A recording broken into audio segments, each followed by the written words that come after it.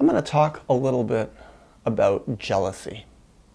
I am grateful to say, at this point in my life, by and large, I don't experience a lot of jealousy.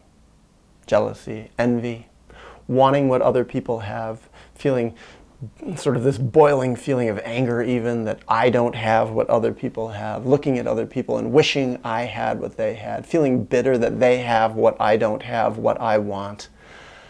I don't have a lot of that. I have twinges of it sometimes. But the reason I say by and large I don't have it is because when I was younger, especially as a teenager into my 20s, I felt a lot of it. I felt bitter often. I felt like life was unfair. I felt like I'd been cheated. I felt like for whatever reason the course of my life hadn't brought me to a place where I got what I thought I deserved. It was an entitled kind of feeling. And I looked at other people and I just was bitter at them that they had something that I wanted. They had a better career, guys that had a better girlfriend or had a girlfriend and I had none. Oh, people who were succeeding in artistic endeavors that I was trying but I couldn't do. I had a friend who was succeeding as a writer when I was in my early 20s and trying so hard to write these novels or travel logs that I was writing, and they were just not manifesting. I couldn't get any agents or publishing companies interested at all. I was getting rejection after rejection, and they were having success after success. And I was bitter. I was jealous. I wanted it. And I remember thinking, I don't like myself feeling this way. What a horrible way to be.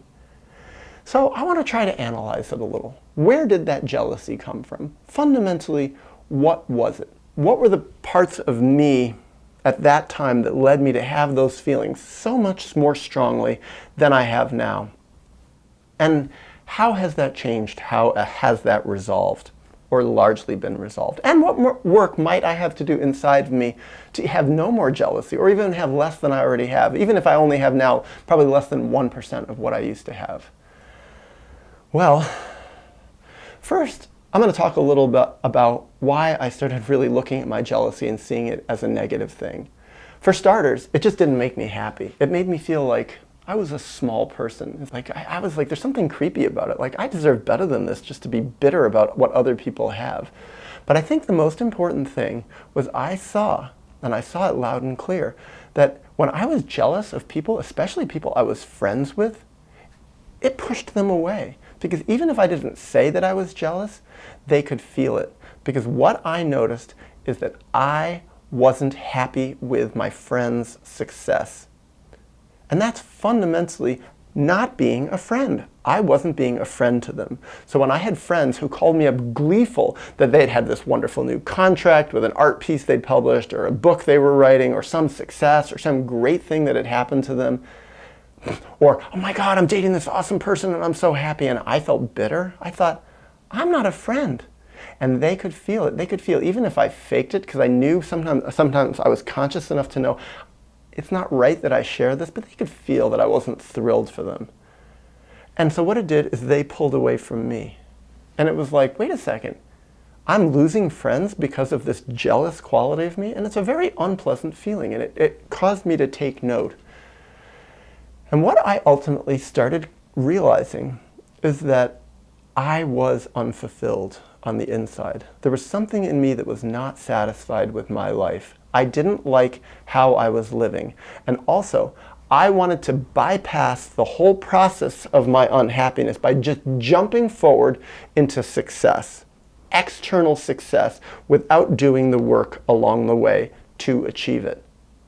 And so for me, the first big thing that I started doing that really was a process in helping me undo my jealousy, my envy, was to live according to my purpose. And to be really honest with myself about what was the most important thing that I needed to do to grow. And what that was for me was to really work on developing my relationship with myself more. And the basic way that I began to do that was to study my history and to study who really am I? What are my good qualities? What are my bad qualities? What are the ways in which I am traumatized? Because what I started seeing is the ways in which I was traumatized are the ways in which I was split off from myself. I was dissociated. I wasn't really connected to the real true self inside of me. I wasn't fully traumatized, but in a lot of ways I was. I was much more largely traumatized. I didn't have me on the inside as a conscious connection with my spirit on the inside. And so I started working at it.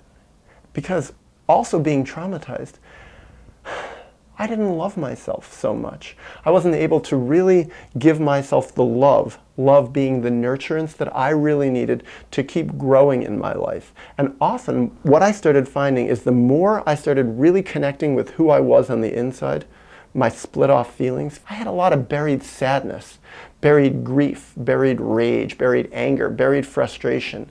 What I started seeing is that the more I felt that, the more I realized I had been cheated as a child. The real legacy that I was owed by my parents in my childhood was to be loved, to be nurtured, to really be honored for who I was as a spirit, as a child. And in so many ways, I didn't get that. I got parts of it. I got a piece of the pie. But I didn't get what I and every child deserved, which was really to be loved deeply and unconditionally for myself. So what happened to me is that as I grew up, as I entered my adulthood, I was a partial person. And all those other parts of me were not being tended to. And what I got as a result of having all those parts of me that really I didn't have integrated, all those parts of me that were abandoned long ago, I was still abandoning them. And as a result of abandoning all these different sides of myself, there was still some unconscious part of me that felt like I was entitled for the world to love me. I was entitled, some deep part of me. This is the root of narcissism, by the way. I felt entitled to have the world take care of me. I felt like I was owed this by the world. And what was that narcissism inside me? Really, that was just unresolved trauma. That was unresolved abandonment from my childhood. I once upon a time was entitled to be loved by my parents that way. But once I grew up and once I became an adult, this is what I had to figure out. Nobody out there owed me anything. Not my friends, not the world, not the government, not a girlfriend that I might have, and not even my parents. They really didn't owe me anything. Nobody did. There was only one person who owed me anything, and that was me. They broke it, my parents broke it, but I had to fix it. They broke it, you fix it. And that was the sad reality, and that was the sad grief that I had to go through and had to come to, that there was nobody out there who had the job to take care of me except for me. And so I was responsible to take care of me. And so it really did a lot to undo my sense of entitlement. Now, ironically, the more I started taking responsibility for myself to heal myself, to meet my unresolved needs, to be the parent for myself that my parents had failed to be way back when it was the appropriate time for them to do it, the more I started doing that, the more I started having this really amazing thing happen, which was a sense that finally I was living for a real, healthy, incredibly self-motivated purpose. And it felt amazing. Suddenly I wasn't so concerned with writing those books anymore and getting them published and having the world love me and having the world take care of me and being a star and being a hero and being famous. Because those were some of the fantasies I had. Those were some of the ways that I thought would make up for me not having gotten loved enough as a kid. And that, I realized, was so connected to me being jealous of other people. Because when I saw other people externally succeeding with quotes around it, getting loved by the world, getting money for their projects, getting fancy jobs, getting accepted, getting wives and children, starting to buy fancy things and having lots of money, getting all these different societal kudos from the world, I thought in my unconscious, unresolved place in my early 20s, even into my mid-20s, when I was still feeling jealous and envy, well, when I saw them succeeding, It was like the little part of me that still felt the world owed me something thought, wait a second, they're winning the contest. Why can't I win it too? I should be winning it too. They're getting all the things that I want. Now, ironically, all these years later, 20-something years after that, I look at those very people and I think, once upon a time it seemed they were winning the contest, and I was jealous of them. But in hindsight, a lot of them didn't win the contest that well. A lot of their marriages have split up. A lot of the kudos and perks that they've got for their fancy projects that succeeded, their books that got published, their writings, their other projects they did so well at that I wanted, and I was bitter at their success. I realized it didn't actually work for them in the long run. A lot of them became very unhappy and depressed when they couldn't repeat their success, or they lost their house, or the market changed, or whatever it is. All the ways they won the contest didn't actually always work in the long run. But that's getting a little ahead of myself.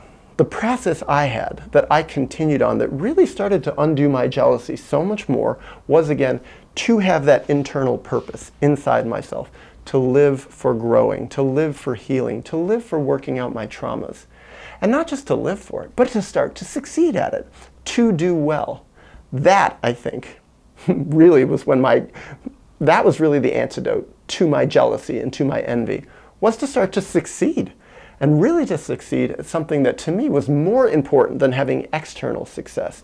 It was to having internal success, to having become much more self-actualized, to really feel like, wait a second, the stuff that I have now is stuff that can't be taken away from me. My self-love, my growing sense of me, my more integrated sense of my feelings, my insight into myself that transfers into insight with other people. Out of all that insight that I was gaining by knowing myself, by healing, by getting away from the traumatizing people in my history, and instead loving myself in the ways that they never had done for me, I realized I could be a therapist. I had a whole career that came out of it. And actually that really did help, because once I started getting a career in which the stuff that I had learned on the inside was useful to other people on the outside, I started feeling like I'm never going to be jealous again of people who are externally succeeding, because in a strange way, I was externally succeeding also. But still, I still think underneath it, what set the stage for that was the internal success of doing well at growing and healing and resolving my traumas.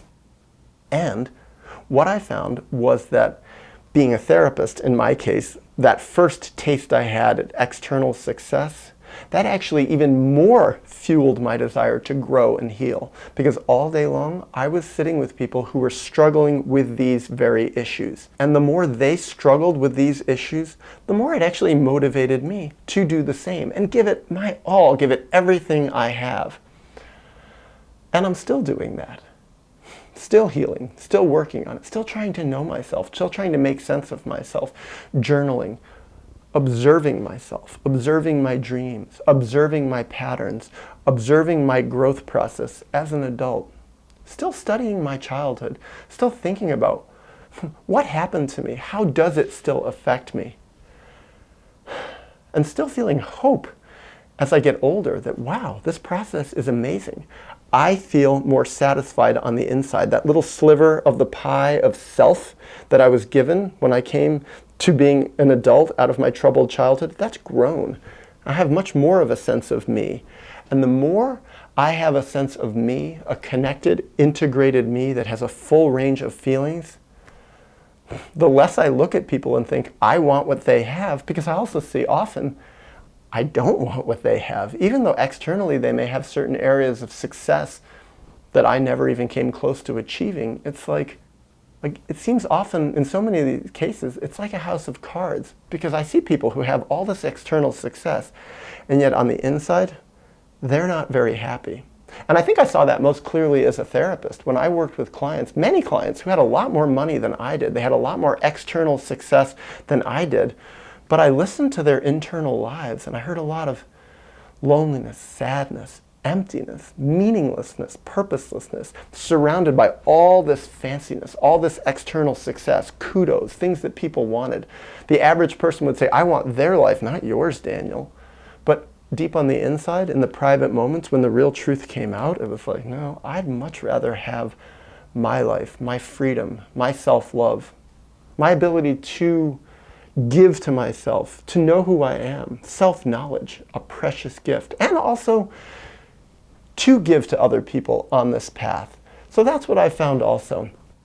To be able to give to myself, to be able to give to other people. It's like the opposite of jealousy. Instead of feeling bitter and angry when other people are succeeding and wanting what they have, I feel much more now that I'm glad for people's successes. I'm glad for my friends' successes. I'm glad when my enemies, people who I don't even like, actually start to wake up and become more mature and start to know themselves better, start to self-reflect more. Like, that to me is success. I never felt that in the past. Now it's like, I feel happy when I hear people in the world, or the world itself in some small way or a big way, is actually changing, is waking up, is healing. And I think that, for me, that altruism, that sense of generosity, generativity, those to me are the opposite of jealousy and envy. And that seems to be, that is actually the direction my life is going. But what it seems to be is the direction my life is continuing to go on. And that's what I'm hoping for.